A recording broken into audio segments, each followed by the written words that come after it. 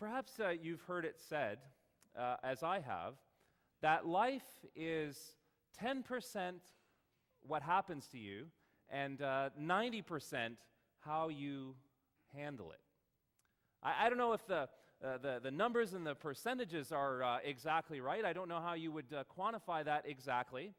But I do think it's fair to say that our life is much more how we handle our circumstances than they are about the circumstances themselves.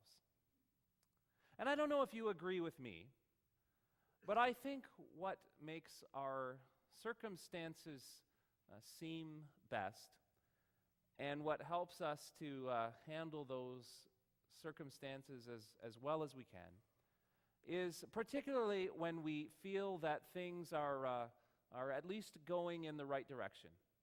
Now, even if times are difficult and we're going through challenges, as long as things seem to be headed in the right direction, that can make all the difference in the world.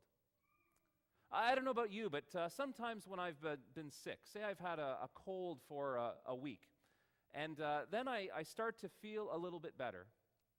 And even though I haven't yet fully recovered, and I'm not back to 100%, I start to, in my mind, feel really good. Because I already feel a little bit better than I did, and I can see that next day and the day after, things are only going to get better. And so it's uplifting. Some of you know me well, know that I don't like the winter and I don't like the cold. But you know what? I don't so much mind the month of February. It's not because I like the cold of February. It's that I like how the days are starting to get a little bit longer. And the sun is starting to shine a little bit more brightly. And so even though it's still cold, I know that better things are coming. Now, if you've had experiences like that, what we're thinking of together is hope. Hope is what makes so much of the difference in our lives. Hope gives us something to look forward to. Hope is what helps us to persevere through difficult times and to see that better times are ahead. Right now we are in the midst of the church season of Advent. Advent is a season that has been designed throughout the history of the church to help us think about and to cultivate our sense of hope. Our reading chosen for today came from Paul's letter to the Romans, chapter 15. And it is a reading which encourages us to think about and to cultivate our hopefulness. Paul said to the Roman Christians, God is a God of perseverance and encouragement. Most of our English translations give some sense that what Paul is saying here is that God gives us the ability to persevere and to encourage one another. And indeed, God does do this. But what Paul said literally was, God is the God of perseverance and encouragement. Most of all, we're to get the sense here that God is persevering and that God is encouraging. It isn't just that God gives us the ability to do these things, but that God does them. God perseveres. God encourages us.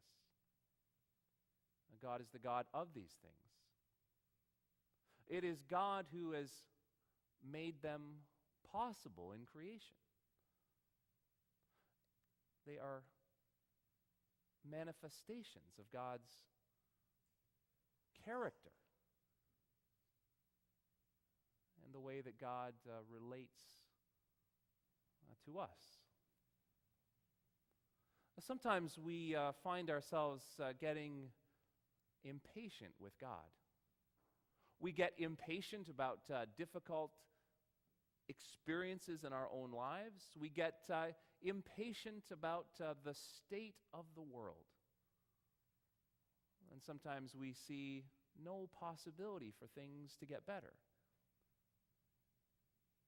And yet the truth is, if we look at the grand story of history, we see God nudging us along gently, bringing us along at a pace we can handle. And all the while, through our many mistakes and missteps and foibles, God perseveres. God sticks with us. God remains faithful. My grandpa is 94. Some of you have met my grandpa on some of the Sundays he's been to worship here. And it's so interesting for me to see that in just the last 10 or maybe 15 years, my grandpa's faith in God has really come alive. And just in these latter years of his life has really changed for the better. His outlook and his demeanor and his way of relating to others is so transformed. I mean, not that he was not a nice person before, but that there has been a remarkable transformation in him at just the latest stage of his life. And God has stuck with him. God has nudged him along and led him at a pace that he can handle. And my grandpa has enjoyed a wonderful last 10 or 15 years of his life. This year I'm 36. And I have learned things in the last year that I didn't think I needed to learn. I have had to tick some boxes which I thought had already been ticked. And part of me is surprised that I didn't learn some of these things earlier. And yet I realize how what really matters is that all this time God has been nudging me along, leading me at a pace that I can handle. And I can look forward in trust and knowing that God will continue to work this way in my life. And so one of the ways that we can cultivate our hope, that sense of living with hopefulness, is to recognize something of the character of God, who is an encouraging God and a persevering God who will stick with us and be faithful to us. Paul also wrote to the Roman Christians, persevere and be encouraged by the Scriptures, that you may have hope. Paul is saying to us that hope is not just a matter of the head and of knowing or believing the right things about God. Hope is also a matter of our hands and our feet. Hope is an outflowing of our lifestyle. Hope is something which is nurtured by good habits. And one of those lifestyle features which can help us to be a people of hope is perseverance. And by this perseverance, Paul means simple, faithful living. Day after day, year after year. For you see, living faithfully in an enduring and a perseverant way teaches us to have hope. Through such living, we realize that many different kinds of challenges and tests come our way. And in the overcoming of those challenges and in the passing of those tests, our sense of faith and hope becomes strengthened because we realize that all along God was with us. And part of such perseverant, faithful living is regular reading of the Scriptures so that we might hear its word of encouragement to us. Some of you may have read the 2008 book Outliers by the best-selling Canadian author Malcolm Gladwell. In this book, Gladwell set out to study why it is some people seem to become so good at what they do. How is it that world-class musicians seem to be able to develop an unbelievable level of skill at their craft? Why is it that some athletes develop a superhuman physical ability to compete in their chosen field?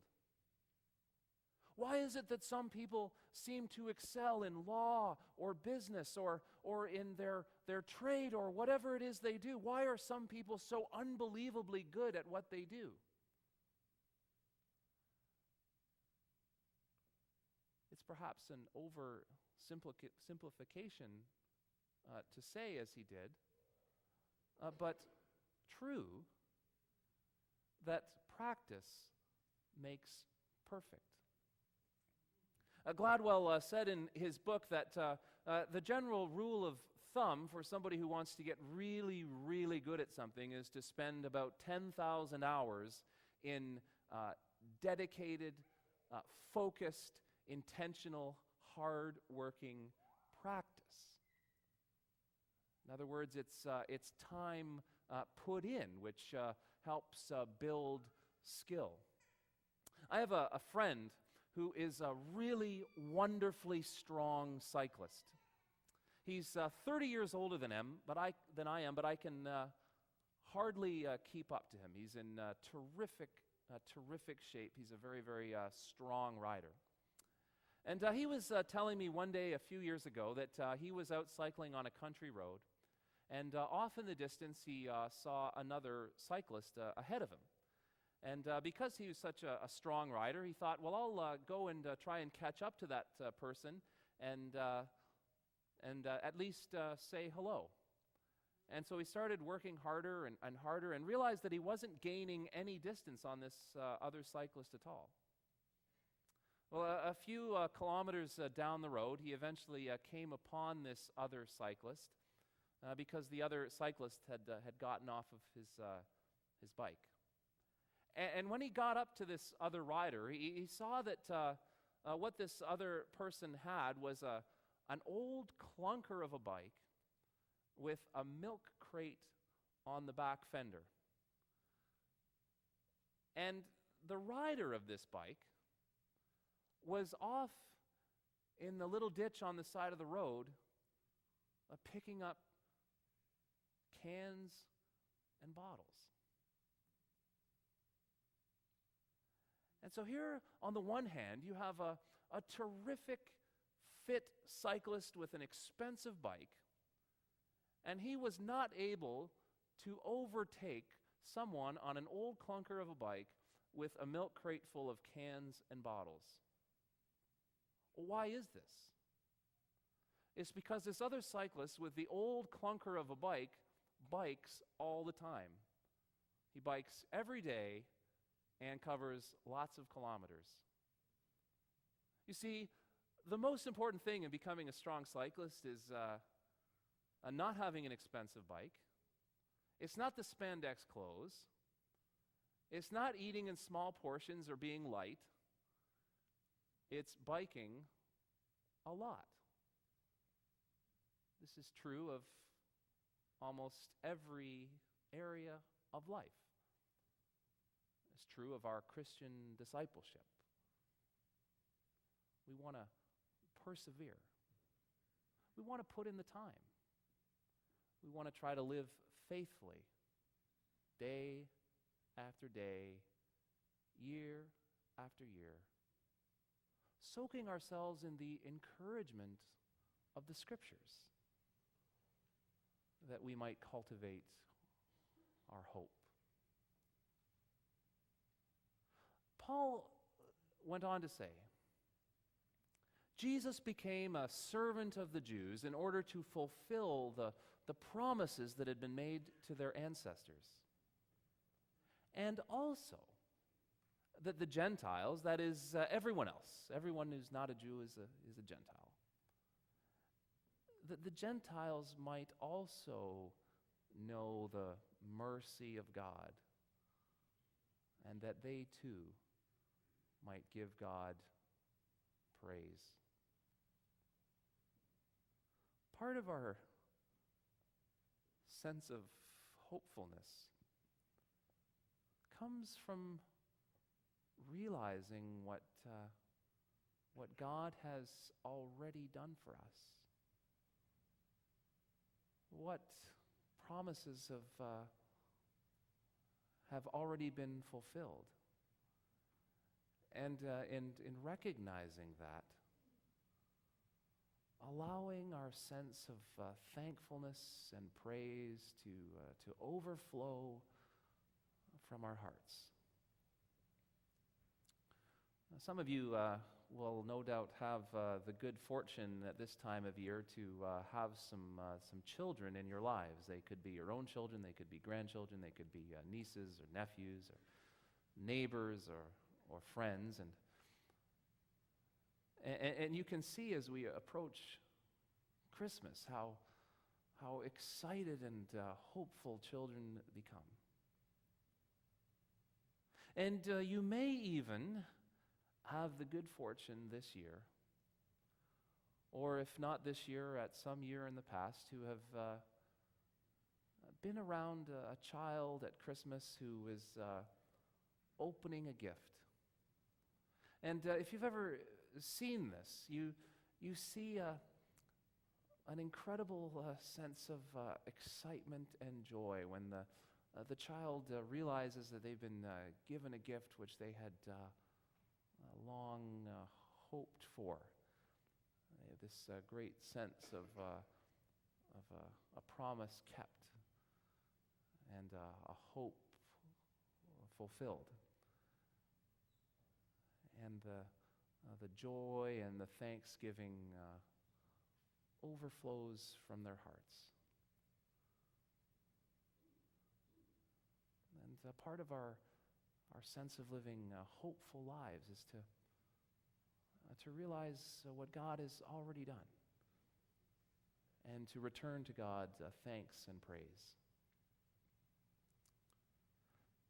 A best-selling Christian author, Joel Osteen, has published a book called Every Day a Friday.